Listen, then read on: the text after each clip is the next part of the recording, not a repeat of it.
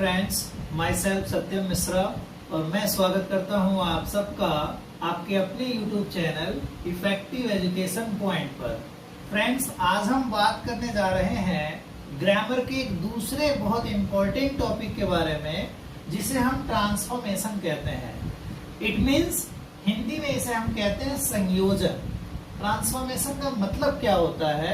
Simply आप ये समझें कि transformation is the process by which a sentence in a particular form is transferred to another without altering its meaning unless asked to do so. It means जब तक कहा न जाए या कोई ऐसा सेंस न निकल के आए, ट्रांसफॉर्मेशन में दो सेंटेंस को या किसी एक सेंटेंस को एक रूप से दूसरे रूप में कन्वर्ट करते समय हमें उसके सेंटेंस के सेंस में परिवर्तन नहीं करना होता है। मीन्स बिना सेंटेंस के मीनिंग में और सेंस में डिफरेंस किए सेंटेंस को एक फॉर्म से दूसरे फॉर्म में चेंज करना ही ट्रांसफॉर्मेशन कहलाता है। एक सिंपल वर्ड्स में हम ये कह सकते हैं कि वाक्य के एक रूप से दूसरे रूप में परिवर्तन को, जिसमें वाक्य के एक रूप से दूसरे रूप में परिवर्तन करने के समय उसके सेंस और मीनिंग में कोई चेंज न हो, तो वही कन्वर्जन ट्रांसफॉर्मेशन कहलाता है। आई थिंक आपको बातें बिल्कुल क्लियर हो रही होंगी कि ट्रांसफॉर्मेशन का मतलब क्या होता है। सिंपल सी चीज, जैसे यहाँ आप रिमूवल टू के सेंटेंस देखेंगे, यहाँ आप एडिंग फेल टू के सेंटेंस देखेंगे, यहाँ आप changes of assertive to negative देखेंगे, यहाँ आप conversion of negative to assertive भी देखेंगे, यहाँ कन्वर्जन होगा assertive to interrogative, you will see, यहाँ कन्वर्जन होगा एक्सक्लेमेटरी में भी आप देखेंगे, और इसके अलावा डिग्रीज के भी चेंजेस होंगे पॉजिटिव, कंपैरेटिव और सुपरलेटिव डिग्री में। तो ये सारी डिटेल मैं आपको बताने वाला हूँ वन बाय वन, अलग अलग वीडियोस में, अलग अलग पार्ट्स में। यहाँ मेनली हम डिस्कस कर रहे हैं इसके बारे में। तो ट्रांसफॉर्मेशन का मतलब ये हो गया कि transformation is the process by which a sentence in a particular form is transferred to another without altering the meaning of that sentence.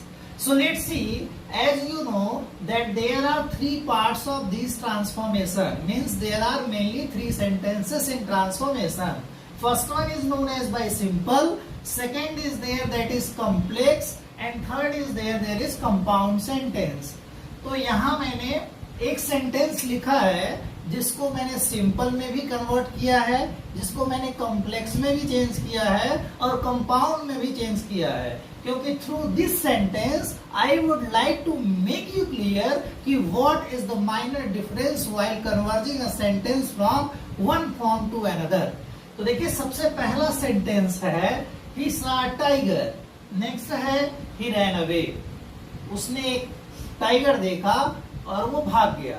अब यहाँ जब हम इसको सिंपल में कन्वर्ट करते हैं तो देखते हैं कि दिया गया दोनों काम साथ साथ हुआ है या एक के बाद एक हुआ है.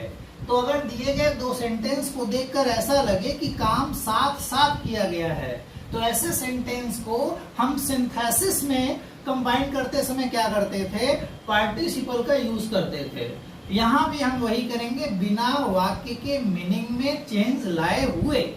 तो भाई देखिए, उसने एक टाइगर देखा और वो भाग गया. तो भैया टाइगर देखा और भाग गया, ऐसा थोड़ी है कि देखा फिर डिसाइड किया कि ये टाइगर है कि बियर है कि क्या है और फिर भाग गया. भाई जान अगर आपकी खतरे में हो तो हम सडन डिसीजन लेते हैं, क्विकली डिसीजन लेते हैं. इट मीन्स ये क्लियर है कि दोनों काम साथ साथ किया गया होगा. तो भैया उसने जैसे ही टाइगर देखा होगा वो भाग गया होगा. तो बनाते समय हो गया कि सीन अ टाइगर, फिर कॉमा करके दूसरा सेंटेंस एज यूजुअल लिख देंगे he ran away. Seen a tiger he ran away. तो ये हो गया आपका सिंपल सेंटेंस. दूसरा, he saw tiger and he ran away, उसने एक टाइगर देखा और वो भाग गया. तो यहाँ इस एंड के थ्रू हमने इस दोनों सेंटेंस को कंबाइन कर दिया. दोनों सेंटेंस में सब्जेक्ट का यूज किया गया है और दोनों सेंटेंस में वर्ब का यूज किया गया है. इट मीन्स ये इस बात को क्लियर करता है कि अगर दो सेंटेंस को कंबाइन करते समय दो वर्ब और दो सब्जेक्ट यूज किया गया हो तो वो सेंटेंस कंपाउंड का होता है. थर्ड वन देखिए, इसी सेंटेंस को कॉम्प्लेक्स में करते समय हो गया एज सुन एज ही सा टाइगर ही रैन अवे। जैसे ही उसने एक टाइगर देखा वैसे ही वो रफू चक्कर हो गया, गायब हो गया, भाग गया। तो ये सेंटेंस हो गया आपका कॉम्प्लेक्स में। तो फ्रेंड्स यहाँ मैंने आपको बता दिया कि ट्रांसफॉर्मेशन क्या है, उसका डेफिनेशन क्या है, उसके कितने पार्ट्स होते हैं और उनमें क्या माइनर मेजर डिफरेंस है। वन मोर सेंटेंस फ्रेंड्स, एक और सेंटेंस देखेंगे जिससे बिल्कुल क्लियर हो जाए कि कैसे हम किसी सिंपल के सेंटेंस को सिंपल, कॉम्प्लेक्स और कंपाउंड में चेंज करते हैं बिना इसके सेंस और मीनिंग में चेंज किए हुए। जैसे लिखा हुआ है द सन रोज, सेकंड हो गया द फॉग डिसअपीयर्ड। कभी कभी यहाँ आता है द सन अराइज, तो हो जाता है कि अरोज या अराइजेन।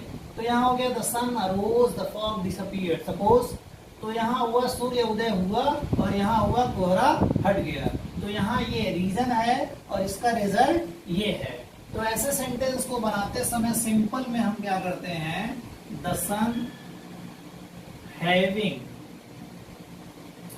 अराइजन, यहाँ रोज दिया हुआ है तो राइजन लिख देंगे। The sun having risen comma the fog disappeared. Disappeared. अब अगर इसी को हम कंपाउंड में चेंज करें तो क्या हो जाएगा, तब हो जाएगा कि the sun, here you will write the sun rose and the fog disappeared. और अगर इसी को कॉम्प्लेक्स में करें तो क्या हो जाएगा, the fog disappeared when the sun rose. तो इस तरीके से आप इसको सिंपल में, कॉम्प्लेक्स में और कंपाउंड में चेंज कर सकते हैं। तो फ्रेंड्स आज से मैं स्टार्ट करने जा रहा हूँ ट्रांसफॉर्मेशन के पहले पार्ट के बारे में, जिसको कहते हैं interchanges of assertive and negative sentence. तो इसके कुछ सर्टेन रूल्स हैं जो आपको जानना जरूरी है। तो मैं यहाँ एक एक करके आपको बता देता हूँ। जैसे अगर किसी सेंटेंस में एज सुन एज आया हो, या उसमें जस्ट एज आया हो, या हार्डली आया हो, या स्केर्सली आया हो, ऐसा कोई वर्ड अगर सेंटेंस की बिगिनिंग में आ गया हो तो ट्रांसफॉर्मेशन में उसको कंबाइन करते समय हम नो सूनर डिड का प्रयोग करते हैं। मेन सेंटेंस के शुरुआत में दिए हुए एज सुन एज को, जस्ट एज को, हार्डली को, स्केर्सली को रिमूव करने के लिए हम नो सूनर डिड का प्रयोग करते हैं। और इसके बाद दूसरे वाले सेंटेंस को कनेक्ट करने से पहले बीच में देन का प्रयोग करते हैं। तो ये इस तरीके से होता है। और अगर किसी सेंटेंस में सेल्डम वर्ड आया हो तो ये वेरी ऑफन में चेंज हो जाता है नेगेटिव वर्ड के साथ। अगर ऑल आया हो तो ये एनी में चेंज हो जाता है नेगेटिव वर्ड के साथ। अगर लिस्ट आया हो तो ये मे नॉट में चेंज हो जाता है या सो दैट में चेंज हो जाता है। उसी तरह अगर वहां वेन आया हो या वेयर एवर आया हो तो ये नेवर और बट में चेंज हो जाता है। और अगर मेनी आया हो तो नॉट अ फ्यू में चेंज हो जाता है। अगर अ फ्यू आया हो तो नॉट मेनी में चेंज हो जाता है। अगर मच वर्ड आया हो तो नॉट अ लिटिल में चेंज हो जाता है। और अगर अ लिटिल आया हो तो नॉट मच में चेंज हो जाता है। तो ये सारे रूल्स थे, केवल एक सेंटेंस में आपको यहाँ एक्सप्लेन करूंगा और इसके बाद के जो रेस्ट ऑफ चीजें हैं वो नेक्स्ट वीडियोस में डिस्कस किए जाएंगे। तो आइए देखिए, as soon as he saw the tiger he ran away. तो पहले ही मैंने बताया कि अगर किसी सेंटेंस में एज सुन एज बिगिनिंग में आया हो तो उसको रिमूव करने के लिए नो सूनर डिड का प्रयोग करते हैं। तो सबसे पहले क्या हो जाएगा भाई, यहाँ हो जाएगा नो सूनर डिड। फिर क्या हो गया, नो सूनर डिड। और उसके बाद ये जो सा वर्ड दिया हुआ है मेन वर्ब का सेकंड फॉर्म, ये हो जाता है फर्स्ट फॉर्म में, क्योंकि जैसे ही डिड लग जाएगा आपको याद रखना चाहिए कि डिड के साथ ही मेन वर्ब का फर्स्ट फॉर्म आता है। तो यहाँ हो जाएगा आपका ही सी द टाइगर, हो गया आपका ही सी द टाइगर। फिर आप कॉमा करेंगे, उसके बाद लिखेंगे no sooner did he see the tiger than. फिर यहाँ आप लगाएंगे then word and then he ran away. तो फ्रेंड्स यहाँ मैंने आपको कुछ एग्जाम्पल से और कुछ सर्टेन रूल्स के थ्रू इस ट्रांसफॉर्मेशन जैसे इंपॉर्टेंट टॉपिक को बिल्कुल इजीएस्ट और सिंपल लैंग्वेज में एक्सप्लेन करने का प्रयास किया है। अगर आपको सारी चीजें बिल्कुल आसानी से क्लियर हो रही हो, समझ में आ रही हो, तो प्लीज मेरे चैनल को लाइक सब्सक्राइब करें। Thank you very much.